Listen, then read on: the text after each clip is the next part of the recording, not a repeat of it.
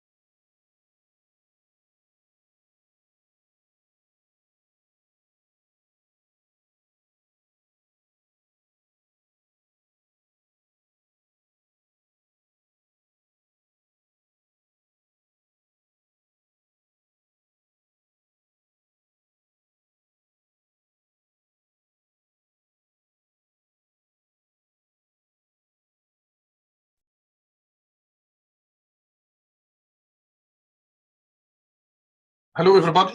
Good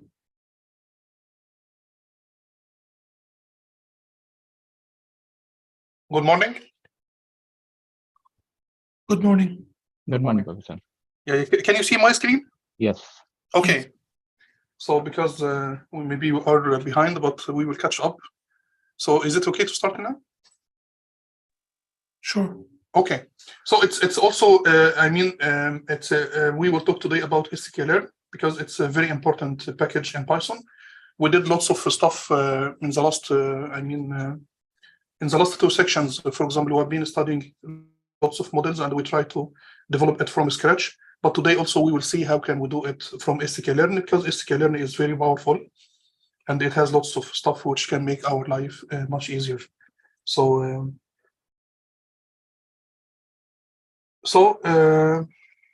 I just need to.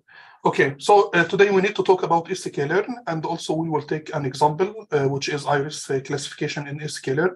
And iris classification, we will use a binary classification problem, so we will select only the 2 first classes.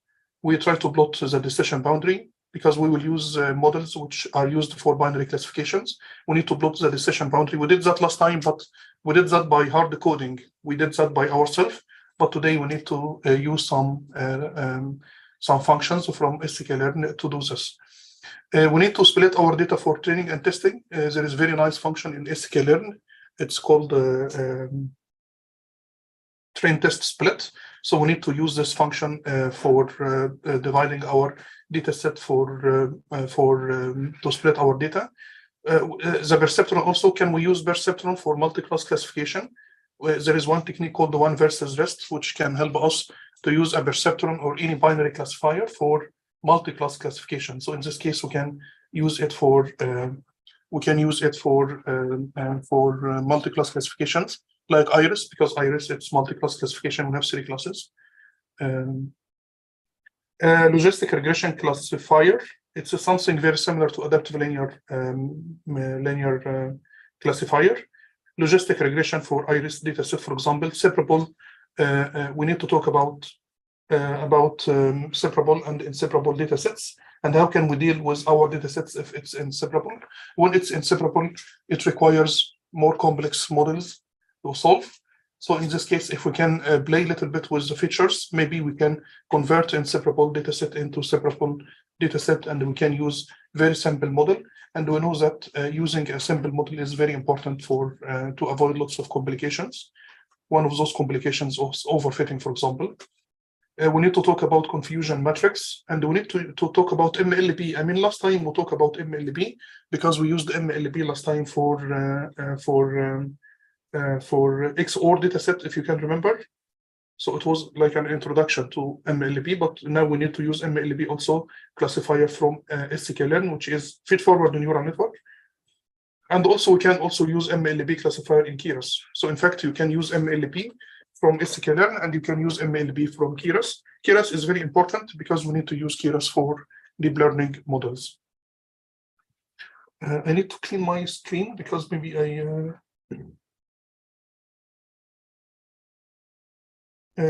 yes, clear all drawings. We cannot.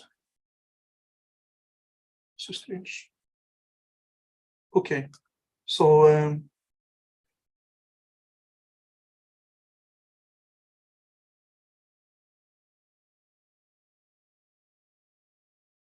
okay.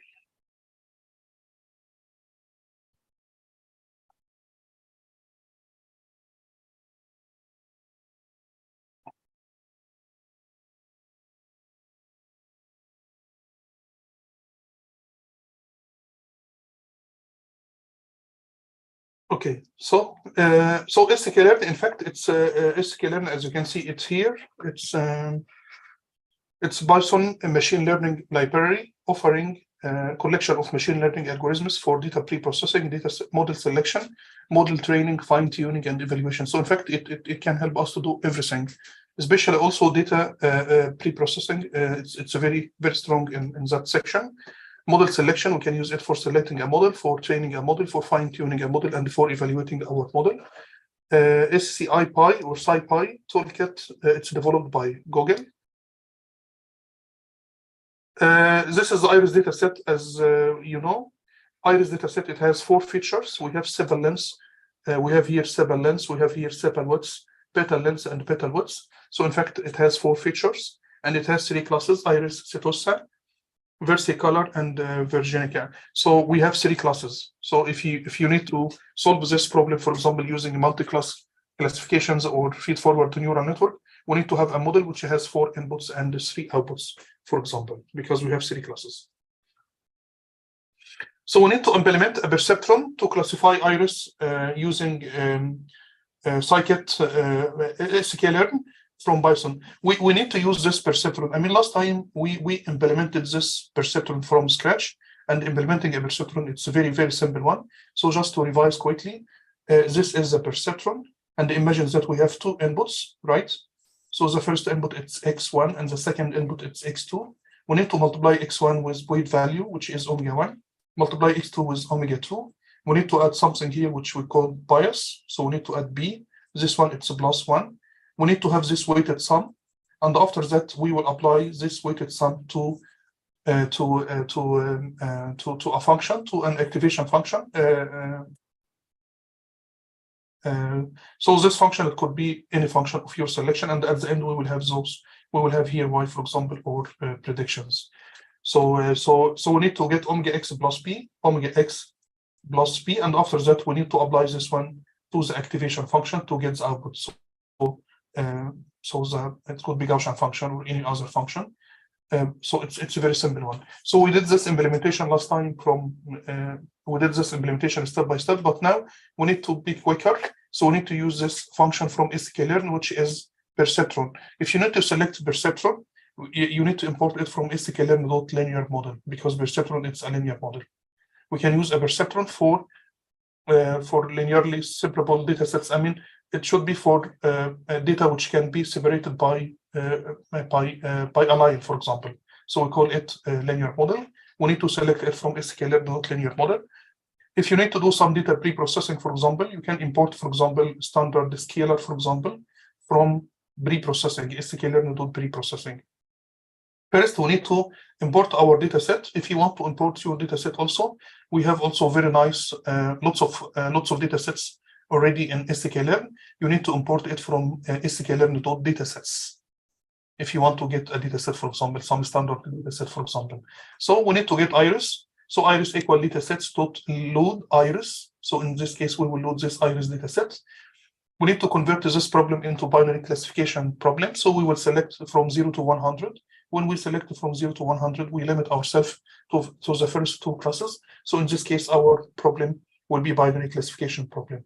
So X will be the 2 features. I'm selecting only 2 features here, second and the third, for example, because, or third and fourth, which is the petal length and the petal width, because I need to plot my problem in 2-dimensional space. Target features will be also the targets from 0 to 100. So in fact, in this case, we are limiting ourselves to the first 100 data points. We are just limiting ourselves to the part which will help us to have our problem as binary classification problem. The first step here, I mean, if you want to plot something or print something, it's up to you, but we need to do this standard scalar standardization. For example, you need to define this standard scalar, and after that it will be scc.fit_x. So in this case, we will be sure that all our input features will have a mean value of 0 and a standard deviation of 1, right? So if you want to print it. Now we need to select a model. We need to import a model. We will select Perceptron. So model equal Perceptron. You need just to define here number of iterations. I need to train my model for 100 iterations, for example. You need to select learning rate, for example, equal 0.01, for example. And this random seed, it's very, very important if you need to reproduce your results. Random seed state equal 1. This one for reproducing your results, because maybe I need, because as you can see here, this is my model, and we have omega1, we have omega2, we have b. We will initialize those from using small random numbers, for example. So if you need to reproduce your results, next time when we need to train our model, I need to start from the same random values. So in this case, you need to select random state equal 1. If you didn't select this one here, each time you will start from different random values, different omega 1, omega 2, and b. So in this case, each time you will get different results, because sometimes you train your model. And so we will do model fit. I will use standardized features as input and the target feature as output as y, for example. So now we have the input features and y, and we will train them. We will train the model, and after that we will do some predictions, right? Correct. So we will do predictions. So we will test the model accuracy, for example. Maybe this time the accuracy will be 95%, correct? If you didn't select random state equal, if you didn't select this one here, maybe next time when you train your model, maybe you will get accuracy 94%. Maybe third time you will get 81 or 85%. So each time you will get different accuracy, because each time we start from different random seed, right? So the problem now, which number should we report? If you are writing your publication, for example, or if you want to report your model accuracy to your stakeholders, so which accuracy should we use? Should I select 95? Yes, because you want to show them, yes, I have a model which has very good accuracy, and the accuracy it's 95% or 98%. And you can just say that, okay, my accuracy is 98%. Is this correct? Is it correct to say that my accuracy, can we pick the best accuracy from those accuracies? You can answer, please, if you would like. We should show also the precision, or not? Like Yeah, to have the complete view. Yeah, precision, recall, and stuff like this. Yeah. Yeah, this is correct. But should we report only a single number? Can we report only? I claim that my model, because when we train our model now, I can get accuracy 95%. If you change this random seed, maybe you will get 98%. Maybe another one he will get 93%. So should we pick the highest value, for example, and we can just say that, okay, my model can achieve accuracy of 98%. One concrete number, is it possible? In my opinion, no. Yes. Because it's not the random state is not an hyperparameterization parameter. So technically, we should be correct to split the data and have a validation. We split the data. Yeah, this is correct. Also, when we split the data, also each time also we will get different combinations. If you didn't use a random seed when you are splitting your data, because I split my data part for training, part for testing. So also, as you are correct, each time we will get different combinations if you didn't use random seed, correct? So each time we will get different set. But if we fixed the data, so if I splitted my data and fixed it, one part for training, one part for testing, what kind of randomization also, source of randomization? It will be the weights, because each time we will get different combinations of weights, different random values. So we will train the model starting from different random values. So each time we will get a different model or different weights, correct? So the question now, should we report the model accuracy as a single number? So in your publication, because you will have a table in your publication, maybe you have 3-4 models. You will say, okay, the Perceptron, I can achieve accuracy of 85%. You have also the second model, which is MLP. I can achieve maybe better accuracy, 90%. And maybe you will use also a deep learning model, so you can achieve 95%. So should we report this accuracy as a single number? Sorry, I think we need to run different, and I suppose if we run multiple rounds with different slices of data for test and training, and we average this, and the the dispersion is not large, we can say kind of that, we expect our model is generalized well. Yeah, this is very good. So in fact, in reality, we need to train our model several times, maybe n times, right? So in this case, we will get n accuracies, for example, or n precisions, and we need to take the mean value and the standard deviation. So we can report it as a range. In fact, we should not report our results as a single point, because single point, it's strange, because it's wrong claim. In fact, if you said that my model has accuracy of 95%, and maybe people try to achieve these results, they will not be able to achieve these results, because this is, we can say that this is not the true accuracy, because when we run our model n times, we will get n values, we will get the mean and the standard deviation, for example. Standard deviation will reflect the variability in my results. And the random, the mean value, it will reflect, maybe it will be the best estimate of my true accuracy of my model, right? You can just say that the average accuracy is 90% plus minus standard deviation. So in this case, we will have a range, right?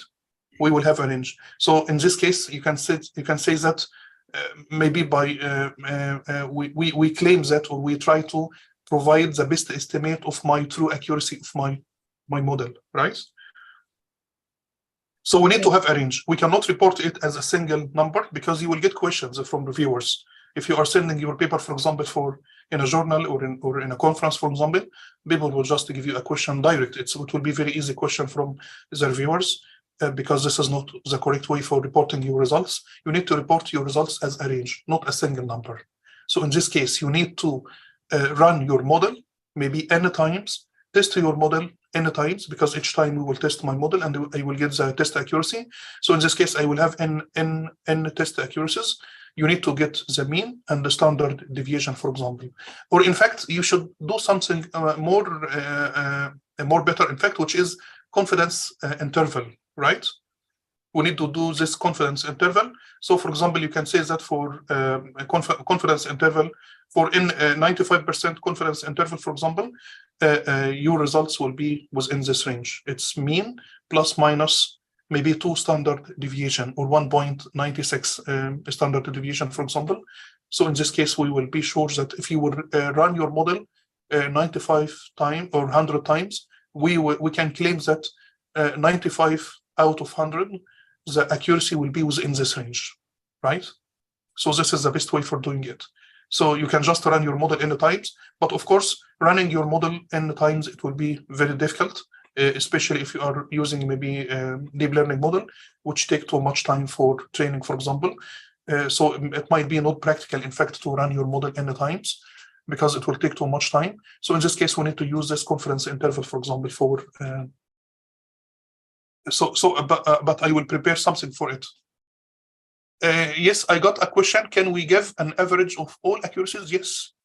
Yes, if you run your model n times, you can get the average accuracy, correct? And also you can calculate the standard deviation, for example. Yes, yes, of course. So can you say something about F1 score, Mohammed? Yeah, we can use F1 score. F1 score, I used it some time ago to combine all the precisions from the confusion matrix and true positive, false positive, and these sort of things. So that also gives an idea of how accurate the model is. Yes, but I mean, this part is very important. This part is very important. We need, in fact, to maybe use, I'm working on it at the moment. In fact, I will prepare maybe some slides and I will present it with an example. So, because those metrics are very important, and usually we get those questions from reviewers.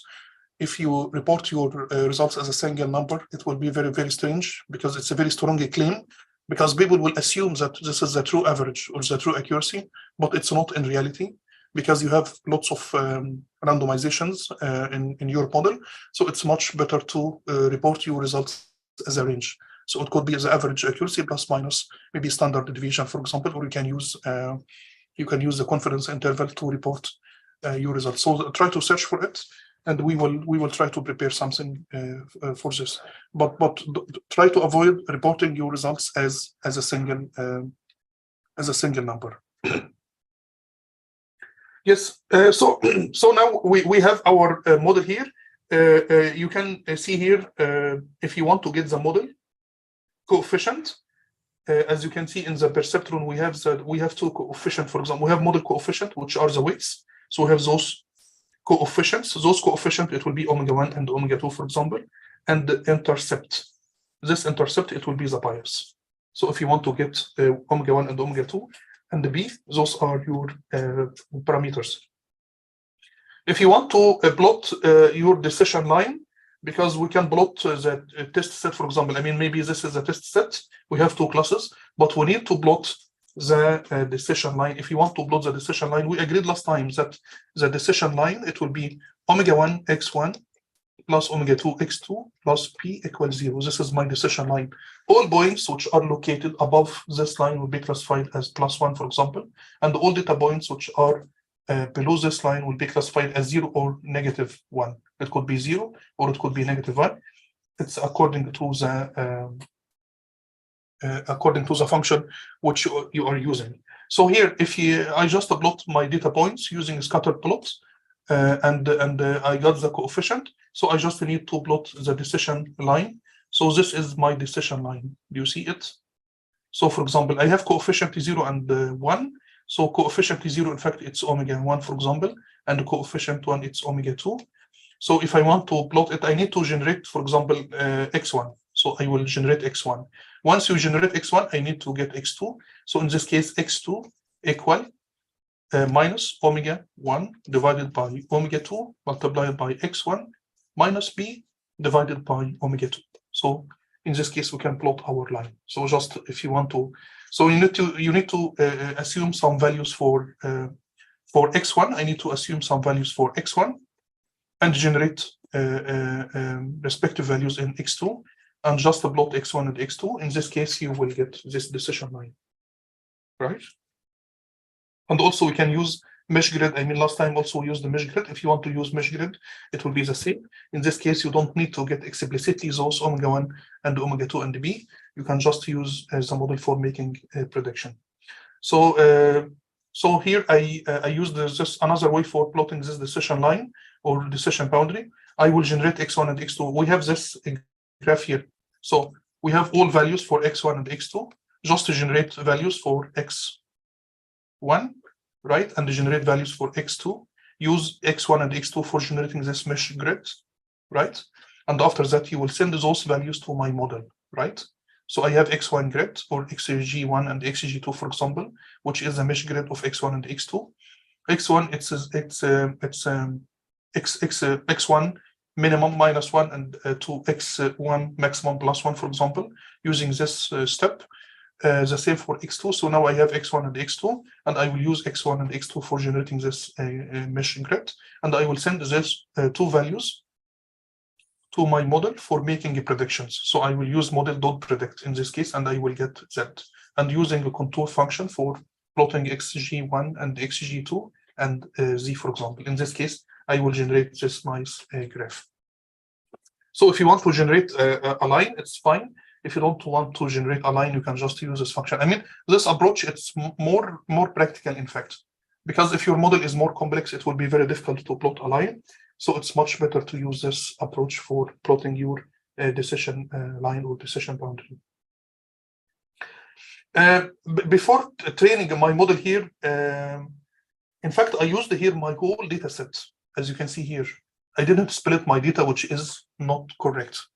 Don't do this mistake, because here, as you can see, I used the whole 100 points. I have here 100 points, and I used the 100 points for training and testing my model, which is not correct. We need to split. We need to have a validation protocol, and the validation protocol here, it could be hold-out validation or cross validation, for example, right? So this is very, very important. So we need to split the data into training and testing, and it's important to evaluate the trained model performance on unseen data. This is very, very important. So we need to split my data into two containers or two sections, for example, one for training and one for testing. The one for training will be used for fine-tuning or adjusting my model parameters, and the one for testing will be used for testing my model performance. So we have a nice function also in Sklearn.model selection, this function called the train test split. This function is very, very important, train test split. This function, the input to this function will be X and Y, the whole data set, and also the test size, for example, right? This test size, it could be 0.7, for example, which means, no, sorry, the test size, it's the size of the test set. It could be, if it is equal 0.3, it means 30% of this data will be used for testing and 70% will be used for training. The same here also, you can use random state. when you use this random state equal 1 or any way, when you define this random state, in this case, when you use this function, it will generate the same test set and the same training set, right? Because for reproducibility, also maybe someone you need to reproduce your results. So in this case, he need to start from the same. He need to use the same random state if you need to get the same results. Because if you don't specify this one here, each time you will get different combinations or different sets. So the output from this function will be xtrain xtest, right? Xtrain xtest and ytrain ytest. So the input to this function will be x and y, the test size, and the output will be xtrain xtest, ytrain ytest. When we do this one, we will divide my data set into this part. It's the training set. This is the index or number of items. This one for training, and this one for testing. Because this my problem, it's binary classification problem. So from the first class I will have 36. From the second I will have 34. In the test set I will have 14 from class 1 and 16 examples from class 2. Correct? As you can see here, a number of classes is not balanced, but it's almost balanced. But I have in the test set, for example, in the training set, for example, I have 36 examples from class 1 and 34 from class 2. In the test set, I have 14 from class 1, 16 from class 2. Correct? So in total, I will have in the test set 14 plus 16, which is 30, because I have 100. So in what it will be 30 examples from in the 30 examples in the test set, and 36 plus 34, which is 70. So this is the division, because here we select test set equal 0.3. When test set equal 0.3, it means 30% of the data will be used for testing and 70% will be used for training. But as you can see here, it's 36 from class 1, 34 from class 2, right? And in the test set, 14 from class 1, 16 from class 2, right? This one, it's very important when you have, maybe if it's a multi-class classification problems, and I have a few numbers from each class, it might be challenging, because maybe some classes will be over-presented and some other classes is not well presented. Because from class 2, for example, I have 16, from class 1, I have 14. To avoid this problem, we can use something called stratify equal y. If you need to have balanced division, for example, if you need to have all classes equally represented as much as possible, you need to use this command. It's stratify equal y. If you want to stratify equal y, in this case you will get as much as possible more balanced sets. All classes will be equally represented. When we use this command here, you can see here this division. We will have in the training set, we will have 35 from class 1, 35 from class 2. In the test set, we will have 15 from class 1 and 15 from class 2. Right? So in this case, we will divide my data set into, we will divide my data into one container for training and one container for testing. The size of the testing, you need to define it here in the function. So the test set equal 0.3 or 0.2, for example. So in this case, we divided our data into one for training and one for testing, right? So in this case, we will use this hold out validation. We call it hold out validation because we will hold out that part for testing. We need to keep this one away for testing the performance of my model. Because I cannot test my model with the training data, because the training data, the model should be tested with unseen data set. So the test set will be the unseen data set. I mean, those examples, I have here a number of examples, maybe it's n examples, correct? So you need to use this random state, because it will select the test set and the training set by random from the whole data set. So we will pick some examples by random from 0, for example, to 99. Right? If you need each time to get the same training set and the test set, we need to define this random state. If you didn't define this random state, in this case, each time you will get different training set and a different test set, which might cause something very serious, in fact, which is information leakage. Because maybe if I'm using, for example, cross validation, maybe the model at some point, if I did that here, without this random state, for example, each time I will get different test set, for example. Maybe we will have some information leakage because the model, if I will use shuffling each time, for example, and dividing each time, maybe some examples which has been used here in the training, it will be used here in the testing, for example. So there will be something called information leakage. So this is something very important. I mean, just remember that stratify, this is very important to use stratify, especially when you have very small, I mean, the data set is small, for example, and some, so in this case, maybe some classes will not be equally represented, which might lead to a problem. So in this case, we need to use stratify equal 1. When we use stratify equal 1, we will try to generate a balanced set as much as possible. There is no guarantee, in fact, right? But as much as possible, it will try to generate a balanced distribution of my classes. So my classes will be equally represented in my training set and my test set. So we need to be careful about this random state and the stratify. We need to maybe repeat our problem one more time here, but using a train test split. So we will use this function here, train test split. We need to import it from Sklearn.model selection. We have this function. The input to this function again will be x and y. X is the input features. Y is the target features. Test size equal 0.3 or any number as you want. It's hyperparameter. You need to select this. Random state equal 1. If you want to get those, if you need to know how many, if you need to get how many classes in the training and the test set, we can use this bin count from NumB.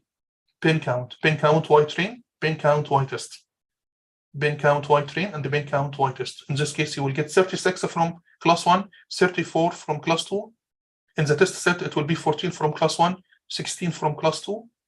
When we use stratify equal y, it will be more balanced. So in this case, we will have 35 from class 1, 35 from class 2. It's equally represented, 15 from class 1 and 15 from class 2. So in this case, we are sure that we are not biased, correct? Because, for example, imagine that you have 10 from class 1 and 20 from class 2. So in fact, our results will be biased towards class 2. So the accuracy will not be reflecting the model capability to classify, to separate class 1 and class 2, for example. So stratify equal 1 is very important. Now we need to train our model using hold-out validation, because last time I used here X and Y, correct? Now we will use X train and Y train. We will use the training data set for training my model. So after using this function, we will get X train and Y train, for example. We will use X train and Y train for training my model. We will print the model parameters, model.coefficient, model.intercept. And now I need to test my model. We need to get the model performance for the training and testing, for example. So you can just get this mean value of, model.predict using X train, correct? And it will be Y train minus, right? Because this is the error, correct? So this is the error. So the error, it will be, we need to classify model capability or model prediction. So it will be Y train, which is the actual, minus predictions, Y predict. Y train minus Y predict. Y predict equal model.predict, and the input will be X train, for example. So this one will be the training error. We will do it for all examples in the training set, and we will repeat this one for the test set. So it will be Y test minus model. This is the error, Y test minus Y predict, correct, for the test set. And we will just square it, for example, and we will take the mean. So you can just imagine it for each example. For example, maybe for the first example, it will be Y test 1 minus Y predict 1. For the second example, Y test 2 minus Y predict 2. So we will have, if the size is n, for example, we will have a vector. So this error will be a vector, right? So it will be some numbers here. So at the end, I need to take the mean. So this is the average accuracy for my test set. But also it will be a single number, correct? If you need to get a range, I need to repeat this one n times, correct? if you need to get a range. So for example, if I need to get an average accuracy plus minus standard deviation, so it will be like mean accuracy, for example, mean plus minus standard deviation, for example. If I need to do this, I need to repeat this process n times. So it will take time. You can put it in a for loop, for example, and run it for n times. But maybe if this model, because this model is simple, it will take no time, so it will be okay to do this. But if your model is very large, it might take too much time and it might not be very practical. So we need to find another way for doing this. But when you report your results as being plus minus standard deviation, for example, it's more realistic, in fact, because in this case, I will have this average value and I have this upper bound and lower bound. Correct? So this is the mean value plus standard deviation, for example, and here minus standard deviation. So in this case, I will have a range. So in this case, you can just, if someone else will repeat your results, we will be sure, or we will be certain that he will get an average, an accuracy within this range. So maybe if I run it in my computer, maybe I will get some accuracy here.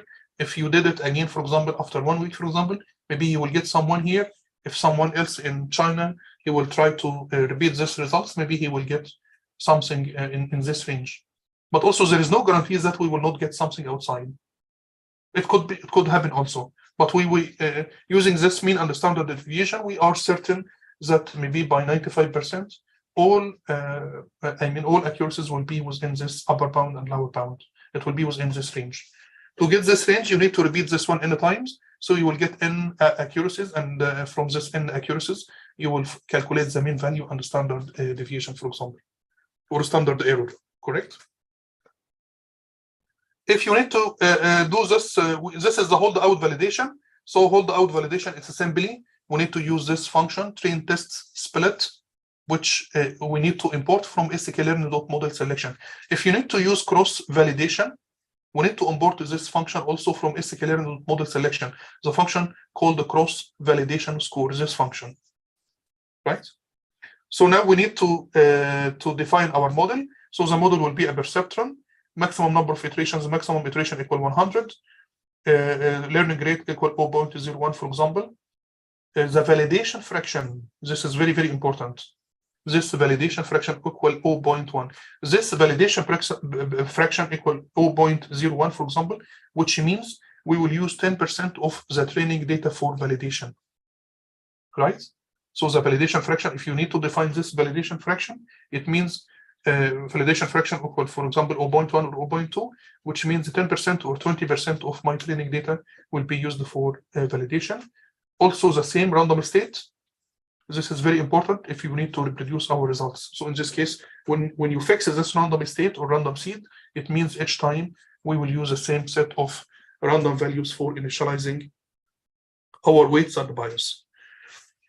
So first you need to define your model, and after defining your model, we need to define this cross validation score. The input to this function will be my model and my training data, correct? A number of folds, correct? So xy or x train, y train, for example, this one should be x train and y train, right? Or it's just x and y, the whole data set, for example, and the number of folds, because it's a key fold cross validation. So this is k, in fact, this one k equal 5, which means we will divide x and y into k folds, right? We will divide it into k folds. And we will use k-1 for training and the k for testing, and we will repeat this process 5 times. The output will be score, right? So the output here, we will have 5 values, and at the end, we can print those 5 values, for example. But the mean accuracy will be, in fact, it will be the mean value of those score, because we have 5 values. You can just calculate mean value, and you can calculate also standard deviation. So in this case, in fact, we will have also a range. We will have a mean error or mean accuracy, for example, plus minus standard deviation. So in this case, we will have a range, which makes sense. In fact, it's more practical and it's more correct. After doing this, in fact, now we will have this accuracy, for example, or average accuracy from k-fold cross validation. And at the end, we will not hold out any data, because we used all X and Y, in fact, for calculating those scores. We will use K-1 for each time, K-1 for training and the K for testing, and we will repeat this process 5 times. And after doing this, we will get this average score, correct? Average score and the standard deviation. And at the end, I will use the whole X and Y for training a brand new model, right? This is very important. So after doing a cross validation, you will get this average accuracy. You will get this average accuracy. So now we don't need to hold out any data again.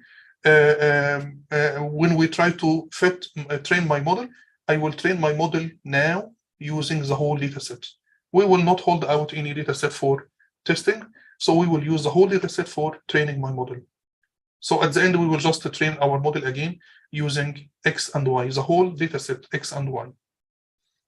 Print your coefficients and also maybe plotting your decision line or decision boundary, for example. So the beauty here in cross validation, we don't hold out any data set. Maybe your data set is very small. Maybe it's very, very expensive to collect data. So we don't have this luxury. We don't have this welfare to hold out any data points for testing. So in this case, we will use k-fold cross validation. This is very, very important. If you can do this all time, your results will be more, in fact, more, because sometimes people just ask you, why didn't you use cross validation, right? If you have a large data set, we don't need to do this. So if you have a very large data set, you can just go for hold out validation. But in case of small data sets, we don't have this welfare to hold out a test set. So in this case, we need to exploit the whole data set as much as possible. In this case, we will use cross validation because we didn't hold out any test set. We don't have any test set. We trained the model using K-1 and test it with K, for example, and we will repeat this one 5 times. And at the end, we will calculate this average accuracy, and we will have also standard deviation. So those results will be more correct, in fact, more reliable. And at the end, because I need to deliver a model, we will fit the model using the whole data set X and Y, for example. And we don't need to do any more tests. There is no way for testing because I don't have any hold out. I don't have any test set. So once we calculated this one from cross validation, it will be okay. And after that, we will use the whole data set for training my model. Yes, I got a question. Yes, please. Hi. I just want to ask, can you do stratified k-fold where you do this cross validation, but you want the bins to be equal as well? In cross validation? Yeah. Well. Yeah. Yeah. Because I'm looking at Sklearn and there's a function k-fold and there's also stratified k-fold. I just want to know if it's the same as what you're explaining, where the test and train data are split. So there is function called the cross validation. This cross validation we can also stratify, right? Yes. Yeah. Of course. I mean, when we are using this, it's more correct to stratify, because now we will be sure that also in each k-fold all those classes are equally represented, right? Yes. Yeah. So yeah, can you write this function, please, in the chat? Yeah, I will. So other people can see it, because it will be more correct, in fact, to use this function. Because Okay. it's important to be sure that all classes are equally represented. Because in some cases, some people, I know some people who are collecting only 20 data points, for example. Yeah. People who are working in hospitals or collecting data from patients, it's very, very complex and very expensive to collect the data. Yes. And it's important to be sure that all those classes are equally represented in our folds. Okay, thanks. So just please write the name of the function so I can share it with the rest. Yes. So now we have this. I mean, do you have any questions for hold out validations and the cross validation? Yes, please. Can I ask one? Yes, please. Is it not common to do both? Yeah, because I mean the idea, in fact, no, I mean there is no need, in fact, to do both of them. It's just about the amount of data, right? if you want to do it, because it takes time, right? Because as you can see here in this function here, which called the cross validation score, it will train the model and test the model 5 times. So it will take more time. So when we hold out validation, we train the model 1 time and we test the model 1 time. But when we use this k-fold cross validation, it will repeat this process 5 times. And at the end, we will train the model. So in fact, it's 5 plus 1. So it's a k plus 1, right? We will train the model 5 times. I guess So I'm it will take. thinking about hyperparameter tuning. I'm thinking about hyperparameter tuning when we talk about validation, and typically then I would see that they search for hyperparameters, and for each set, for each combination of hyperparameter values, they will do a cross validation, and that will be that will be using the training set, and there will still be a holdout test set in the end. So you want to divide the data into training and testing, and you want to apply cross validation on the training one. Just to validate the effect of the hyperparameters. Yes. If you want to adjust, but in Is this case, correct? It could be. I mean, there is no. I mean, it's not. There is nothing written in stone. In fact, so it's any combinations which you want to design, it will be okay, as long as you have computational resources, you have time. So it will not be a problem. So what I can understand from you now, it's just integrating both approaches because you want to fine tune the model parameters, right? I'm just wondering what is the kind of established, most typical way to do this, but I guess it has to do with the method that you choose for hyperparameter tuning. Yeah, because if you are doing any hyperparameter tuning. Yes. But for example, here I selected eta, for example, equal 0.01. It's a hyperparameter, right? So if you need to repeat this one for 0.2, 0.3, 0.4, for example, correct? So in this case, we will repeat this process 5 times number of combinations which we need to test, for example. Yeah. So it will take much more time, right? Yes, definitely. Yes. Yeah. But it's just, I mean, the main idea from this cross validation here is to try to exploit the whole data set as much as possible, because in some problems people they have very, very small data set. For example, maybe they have only 100 points, and when it's very, very small, we don't have this luxury to just hold out some data points for testing, because all my data point is 100 and I cannot put 20 data points aside for testing my model. So in this case, we need to use it as much as possible using this cross validation approach. Yeah. Okay, thank you. Yes, thanks. Okay. So we have been working so far with this binary classification problems. So as you can see in the last example with Iris dataset, we selected the first 100 points. And when we are selecting the first 100 points, we try to convert our problem into binary classification problems, because we try to use a perceptron. But in fact, we still use those linear models for multi-class classification. We still be able to use a perceptron, for example, for solving multi-class classification like Iris, because Iris, it's multi-class classification because we have 3 classes.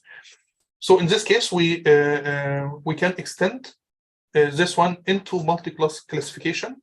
And a common technique is to extend this binary classification algorithm to multi-class classification using an approach which is called one versus rest, OVR approach. In this OVR approach, the binary model is learned for each class. A binary model is learned for each class to separate that class from all other classes, resulting in as many binary models as there are classes. I mean, we will get, in fact, simply, I have 3 classes, and I need to one versus rest. In fact, it's just to try to build a model for one class versus the rest, against the rest. For example, imagine that we have this data set here. So I will build a model for classifying this class against the rest, right? So this one will be one model. This one will be model 1, for example. So this model 1, it will try to classify this data set against the rest, correct? I need to select a different color. Again, I will repeat this process one more time, and I will get another model here, for example. I will call it model 2, for example. And this model 2, it will classify this one against the rest. So it will be the second model. I will repeat this process another time, and I will get this model here. I'm plotting the line here, if you can see it here. So I will get this linear model, which will classify this data set against the rest, and it will be model number 3. So in this case, it's just a way for solving multi-class classification problems using those binary classifiers, and it's a very efficient approach because it can get very nice results, and the model will be very simple. When it's linear, the model still, we have lots of advantage, in fact, because the model can generalize. It will not overfit my data because it cannot, in fact, because it's a linear model. So having one binary classifier per class, we will get one binary classifier per class, resulting in one vector of coefficient. So instead of getting and one perceptron for each class, we will get one vector of coefficient omega and one interceptor for each class. So in this case, we will just get, instead of getting a single model, you can just imagine that it will be 3 models, one for each class against the rest. Sklearn provides a sample dataset generator also to help you to create fast and easy to use custom dataset.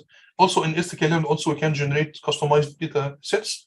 For example, we have a function called make blobs, and make blobs, it will generate isotropic Gaussian blobs for clustering. If you need to generate a customized data set for testing your algorithm, you can use, there are lots of functions in Sklearn, in fact, for doing this, and as an example, make blobs is one of those. But in any way, one versus rest, it's a very, very nice technique, which is used for extending the capabilities of those linear models to solve multi-class classification problems, because we know that those models can use only for binary classification problems. But if you want to use it for solving multi-class classification problem, we have this tool, and the tool is very, very simple. It's just building one model for each class against the rest.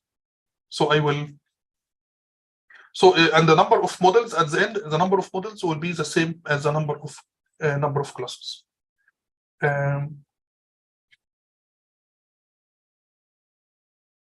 So we have this make blobs data set. If you need it to generate 3 classes, for example, we can generate 3 classes: this blue one, the green one, and the red one, for example. And also you can control the distance, I mean the overlap between classes. If you want to make it very challenging, you can try to increase the overlap between classes to generate more challenging data sets. And one versus rest approach, it will generate one model for each class against the rest. So for example, I have this red class here.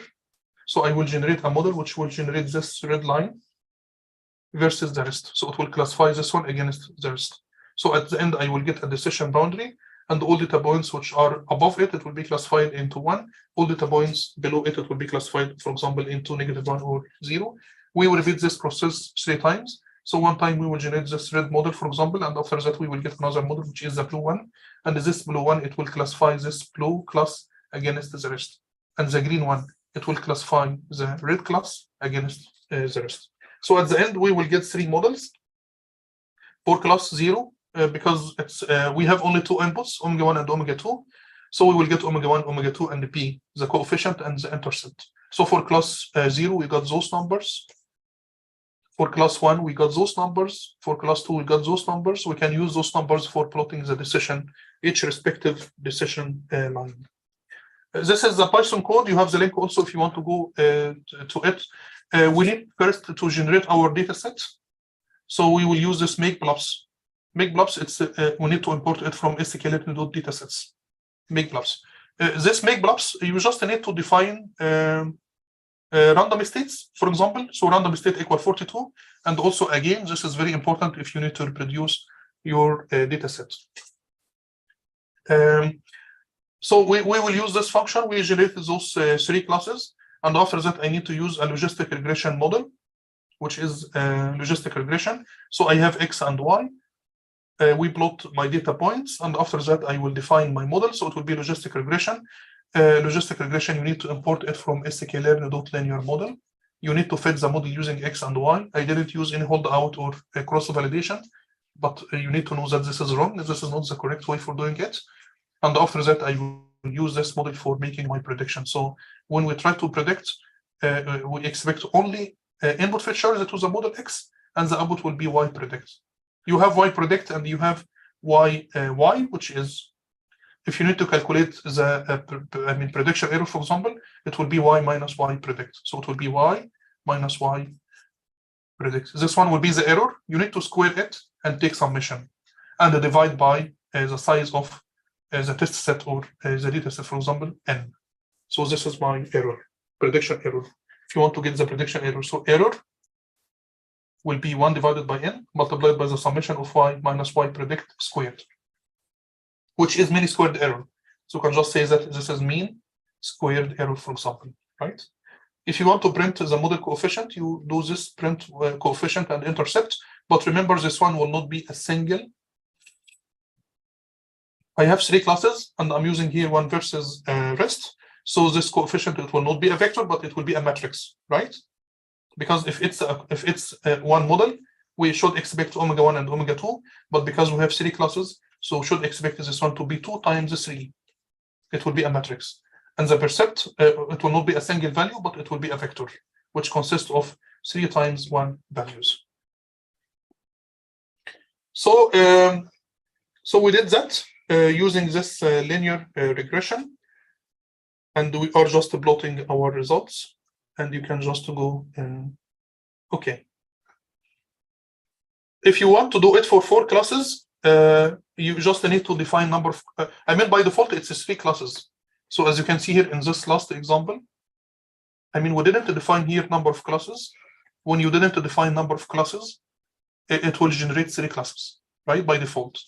If you want to generate more, in this case, you need to define number of centers. So number of centers equal 4. And also the cluster standard deviation. This one will try to control the overlap between.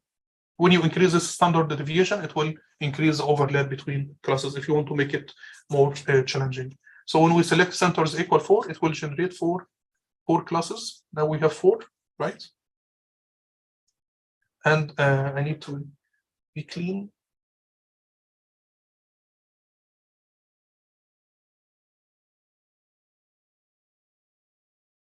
I don't know why I don't have.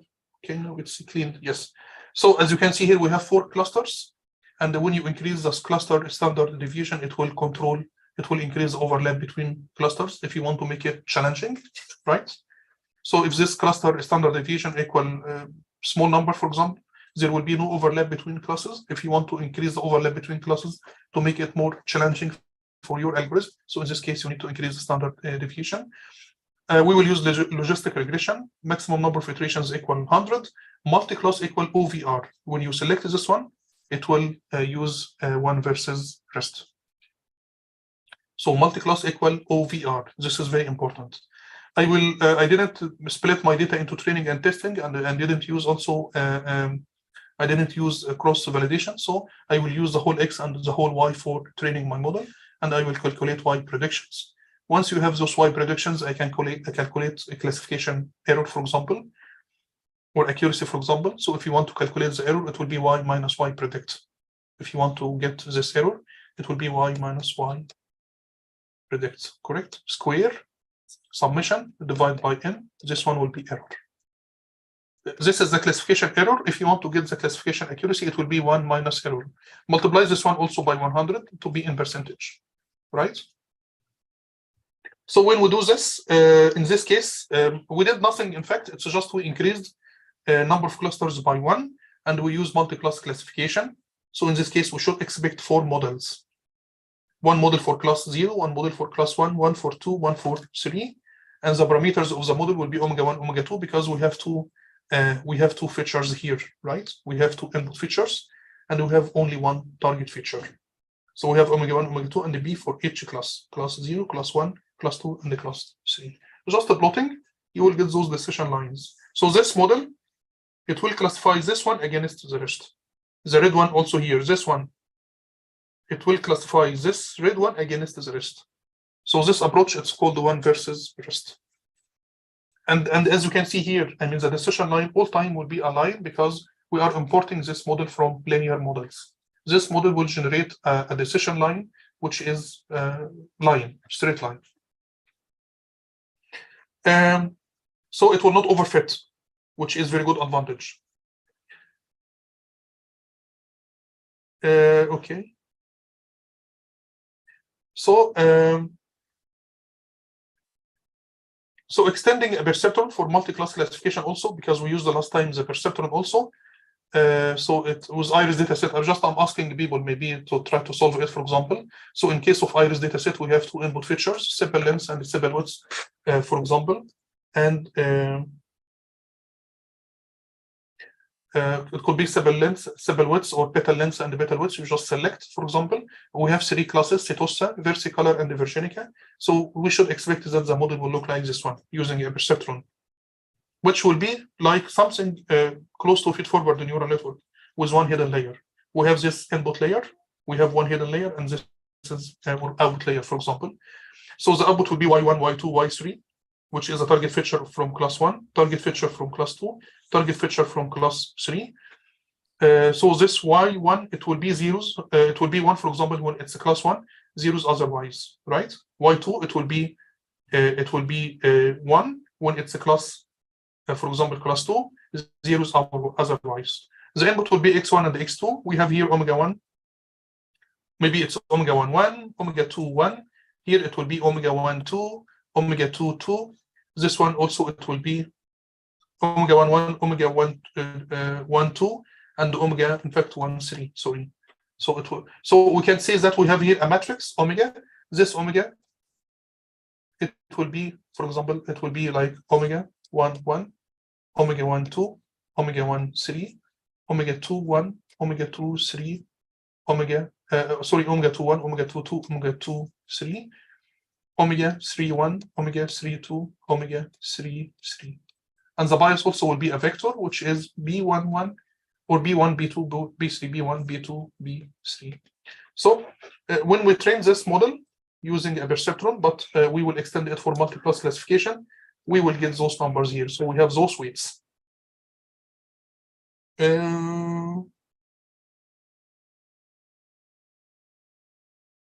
think this one is not correct. It's for two classes, right? We have something wrong here, those weights. We have B1, B2, B3.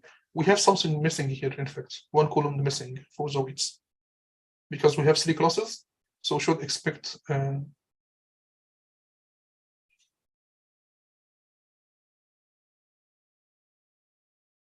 yes, omega. Yeah, this is correct. Sorry, maybe this is just omega 1, 1, omega 1, 1, omega 1, 2. Yes, omega 1, 3, and omega 2, 1, omega 2, 2, and omega 2, 3. Yes, this one does not exist. So it will be like this one. So the size of omega, it will be 2 times, or 3 times 2, or 2 times. It will be 3 times 2, for example.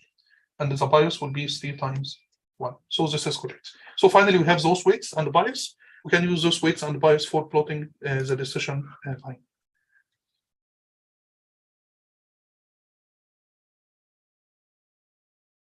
Okay, so if we need to implement it, we need to import data sets from Sklearn, right?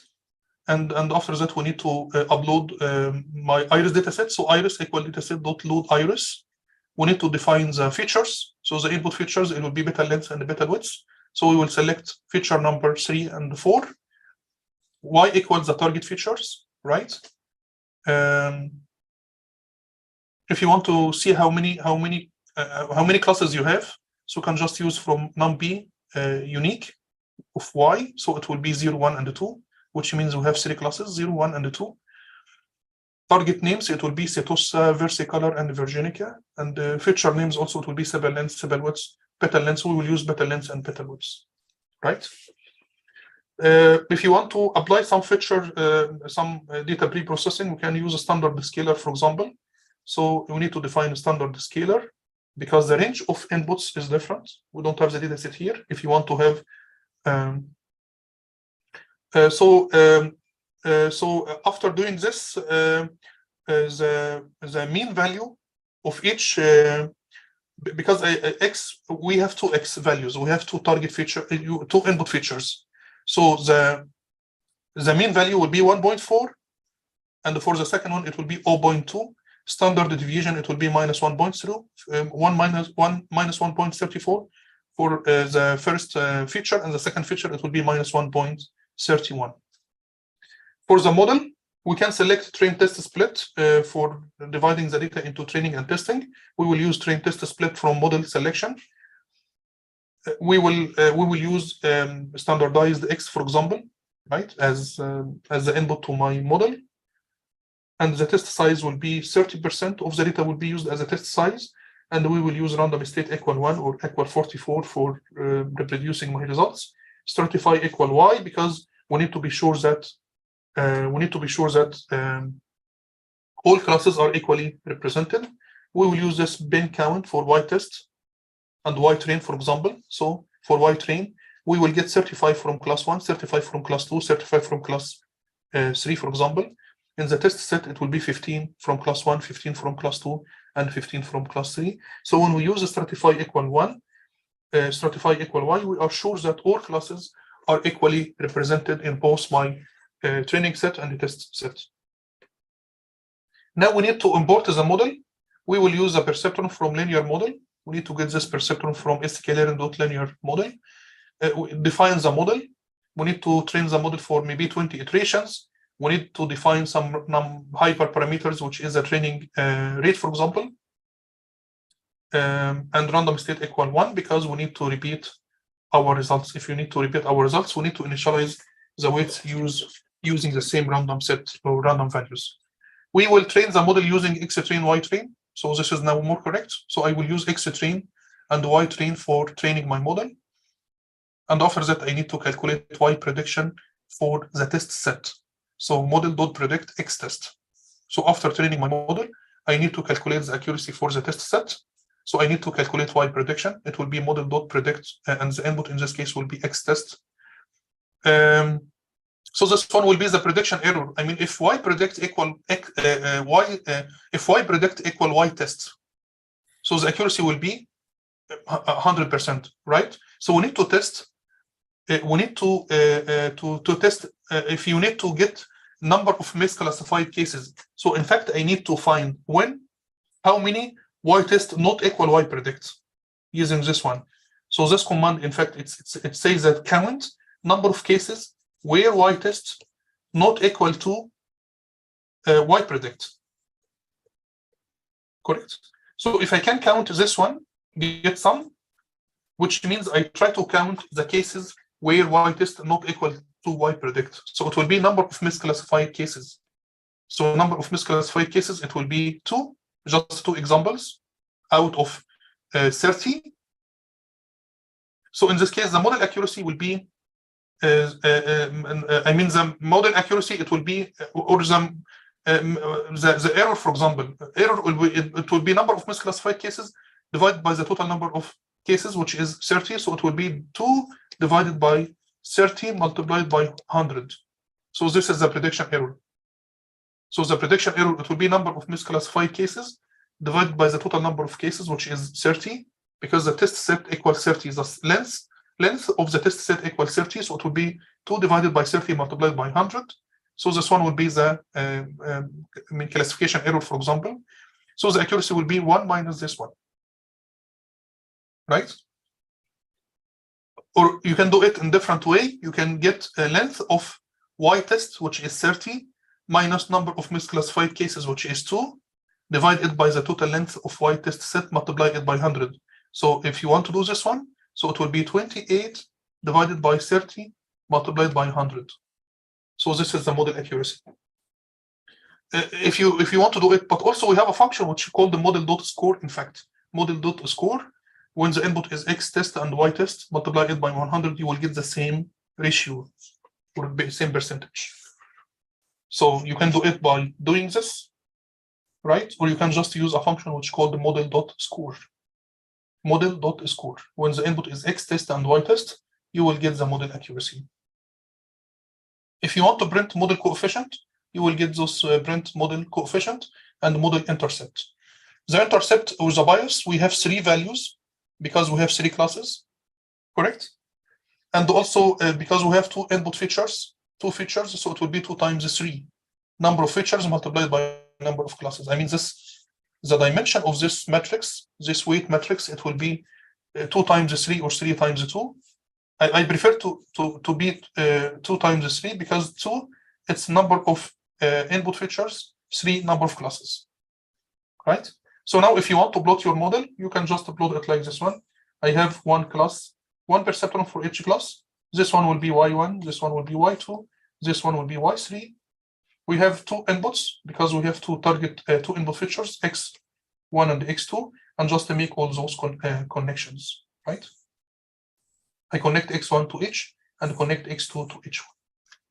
So in this case, those weights, this one, it's omega 1 and omega 2, or omega 1, 1, and omega 2, 1.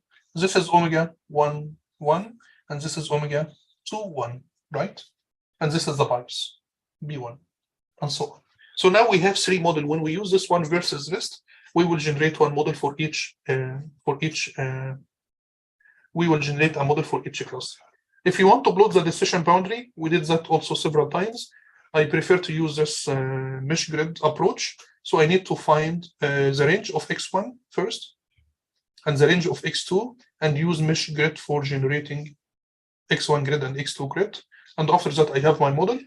I will use model.predict, but in this case, I will send X1 grid and X2 grid, and I will get the classification results. And I will use a nice function called the contour function, right? So it's plotting the contour in 3-dimensional space, for example, or 2-dimensional space. So the input to this the function will be X1 grid, X2 grid, and Z, which is the predictions. And plot your classes using the scatter plot, and just see your graph. So the graph will be like this one. So for the training set, I have 3 classes. So I have one, in fact, I have 3 classes. So this YOLO one, and so when you use this function, it will be like this one for the training and for the test. And this is the accuracy for the training and the accuracy for the test. I mean, the accuracy for training, it will be 89%, and for the test, it will be 95%. Misclassified samples, it's 11 in case of training and 2 for testing. But again, this model accuracy, this is not the best way for doing this. Again, 89% or 95%, this is not the best way for doing it. The best way for doing it is to report this one as a range, right? So in this case, we need to represent this one as a mean value, mean accuracy, plus minus standard deviation, or using a confidence interval. Or we need to use confidence interval, for example, for presenting this one. I will prepare an example maybe next week. Yes, maybe I got some comment. I'm sorry, I'm not using. Okay, perhaps you could help clarify your question. Okay, this is stratified k-fold. Thank you very much. Yes, I will check this one, and I will add this one to my slides as well.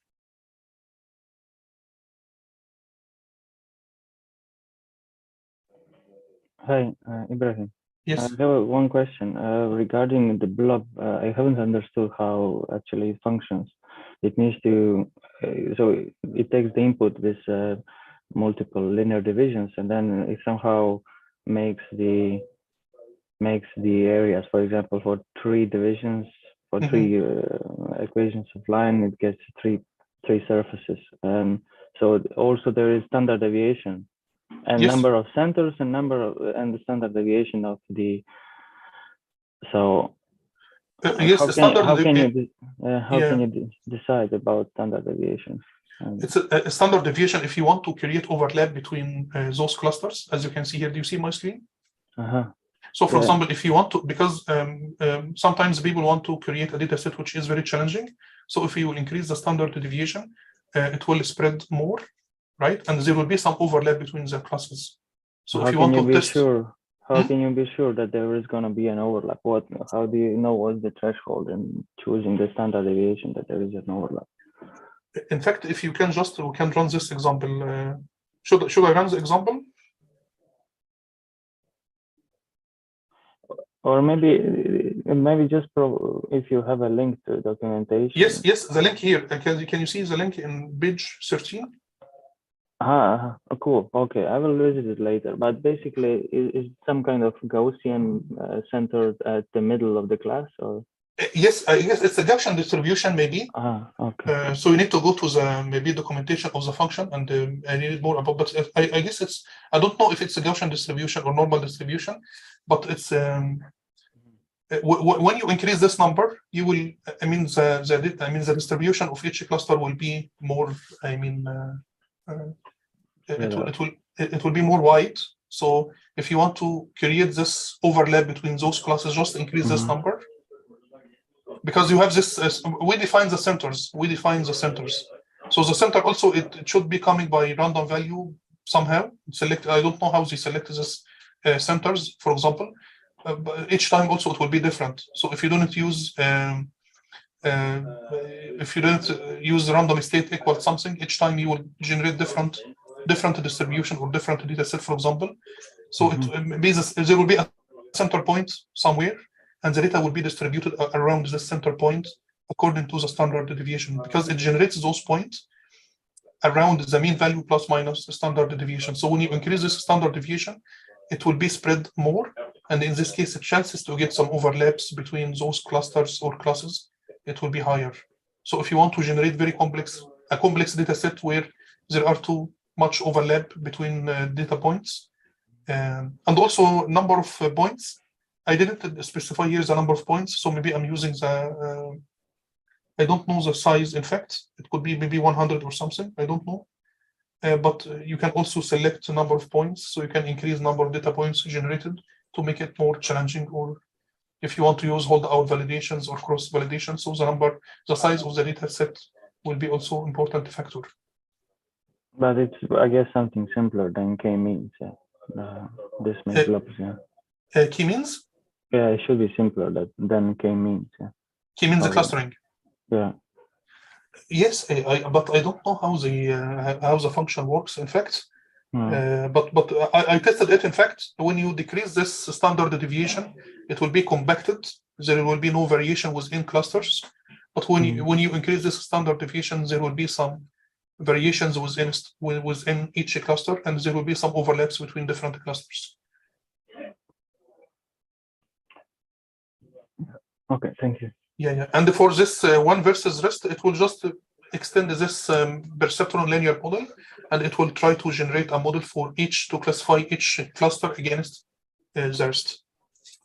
What first came to my mind when we have 4 lines like this, then we need to generate also 4 lines, which they have the same center. So I thought maybe you can fuse each pair of lines. Yeah. Maybe, for example, this one with the green one, and then take the middle one, and then it's possible to have 4 regions only by taking the middle in between, if you know what I mean. But in fact, each line here, it's a model, right? It's generated by a model, right? So it will just, in fact, for class 0, for example, imagine this one, it's a class 0. So in fact, the target feature for this one, it will be 1, and the rest, it will be 0. Target feature for this one will be 0, this one will be 0, this one will be 0. And it will train a model, a binary classifier or a perceptron. So this binary classifier will generate the first line here, because it will classify this one against the rest. So this one will be model 1. We will go to the second one. For example, it's the green, for example. In this case, we will, the target feature for green one, it will be selected to be 1, and the rest will be 0. So this one, in this case, will be 0, this one 0, this one will be 0. At this point, we can generate a new line, which is in between for model 1 and so in between the green one and your red one. So somewhere in between, and then stop somewhere in the middle of these 4 classes. And this will divide the purple and the green. And if we do this for all the pairs, I think we will get also 4 surfaces. Yeah, but because we need to achieve high accuracy for the green one, right? So when we are selecting for the green one, it cannot be this one, right? Because this one's accuracy, because this one will be classified in this case as 1, what will be misclassified as 1, right?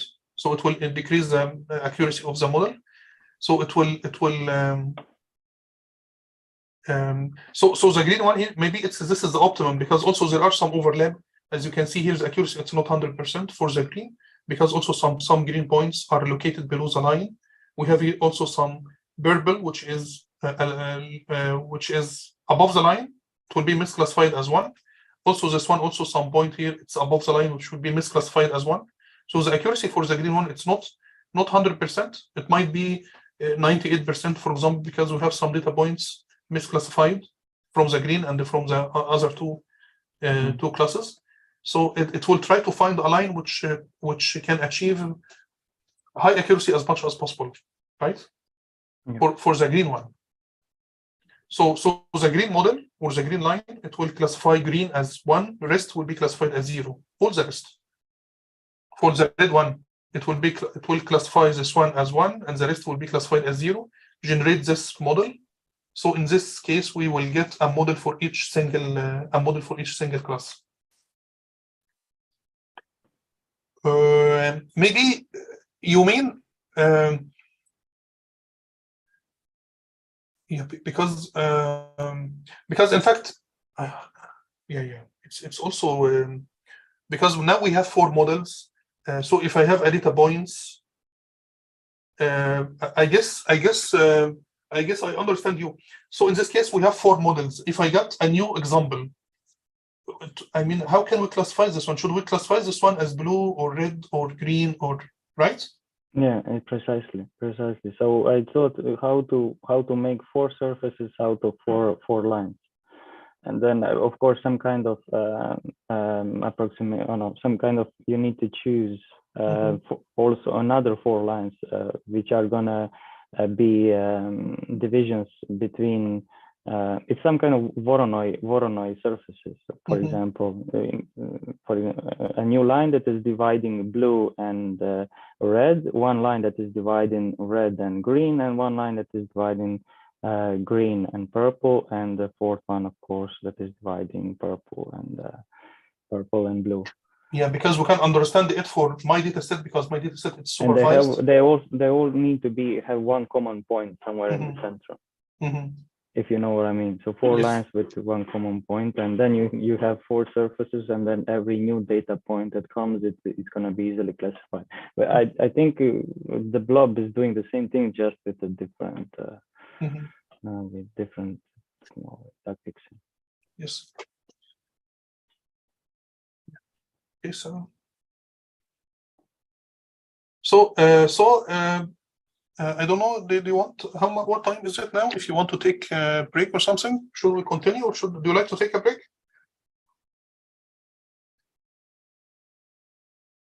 So it's just, I mean, we'll talk about this.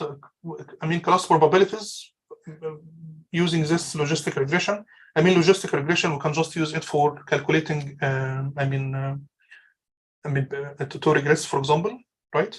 But logistic regression, it's more stable and more robust. I mean, when we compare linear regression against logistic regression, this logistic regression can give us more robust data, more robust results. If you have some uncertainty in your measurements, because when you change a little bit, so for example here, I don't remember, but I can just quickly. Logistic regression is one of the most popular machine learning algorithms in industry. It's a classification model that perform very well for linearly reciprocal binary classes, which is yes, no, or true and false. And instead of predicting something continuous, and instead of fitting a line to the data, logistic regression fits an S-shaped logistic function.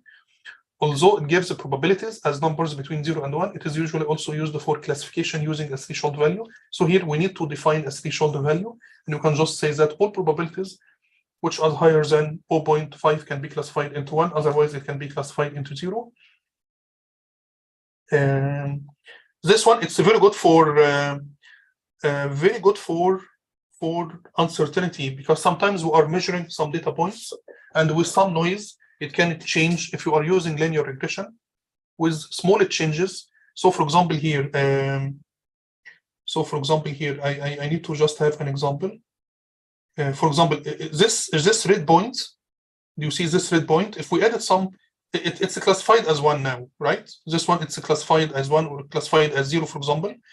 But plus some small noise, it can be classified into 0, right? So if your measurements has some error or some noise, it can change the outcome from your model if you are using linear regression. But in case of logistic regression, because it's S-shaped, if you have some small error, it will still also be correctly classified, right?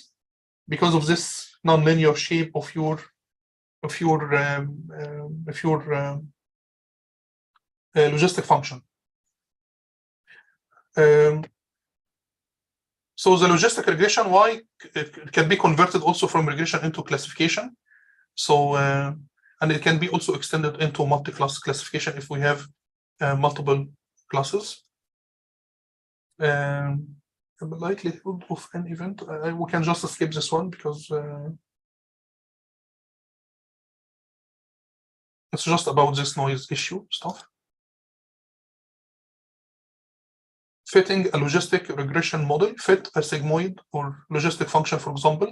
So we know that the net function, it will be omega t multiplied by x. So it will be omega x plus b, for example. If you want to fit this logistic function or sigmoid, you can just apply this function, 1 divided by 1 plus exponential minus net. Maybe you can just skip this one. This is the logistic regression classifier. We used this one last time also. So we calculate omega x plus b, we calculate this net function, and after that we will apply it to this activation function, which is the logistic function or sigmoid function.